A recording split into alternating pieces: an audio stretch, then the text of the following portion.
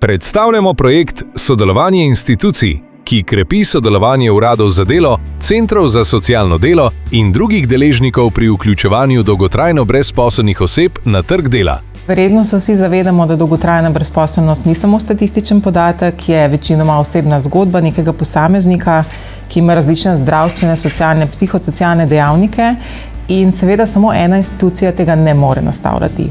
Projekt Sodelovanje institucij vzpostavlja enotno vstopno točko za celovito podporo dolgotrajno brezposelnim osebam. S povezovanjem z drugimi službami lahko posameznika obravnavamo celostno in lahko oblikujemo usklajene in realne korake podpore. S tovrstnim sodelovanjem povečujemo strokovnost dela, zmanjšujemo podvajanje postopkov in omogočamo hitrejšo ter učinkovitejšo pomoč za ljudi v stiski. Pri tem povezuje centre za socialno delo, urade za delo, zdravstvo in druge deležnike.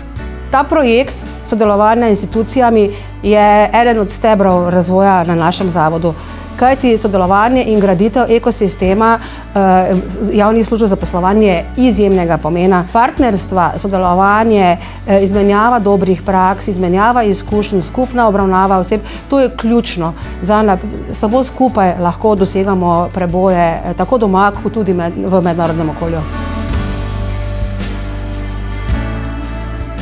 Želim si, da bi projekt Sodelovanje institucij v času trajanja projekta postal prostor za vse institucije.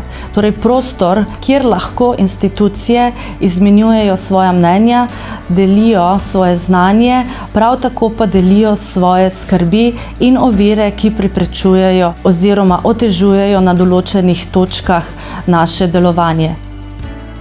Projekt se pilotno izvaja na območnih službah Maribor in Ljubljana. V okviru projekta usklajujemo zakonodajo, pripravljamo nov protokol sodelovanja, usposabljamo strokovne kadre ter oblikujemo pravočasne, koordinirane in integrirane storitve. Vse to za višjo stopnjo zaposlenosti, manjše tveganje revščine in manj socialne izključenosti. Za vse ljudi. Projekt se izvaja v okviru operativnega programa Evropske kohezijske politike, ki ga sofinancirata Republika Slovenija in Evropska unija iz Evropskega socialnega sklada Plus.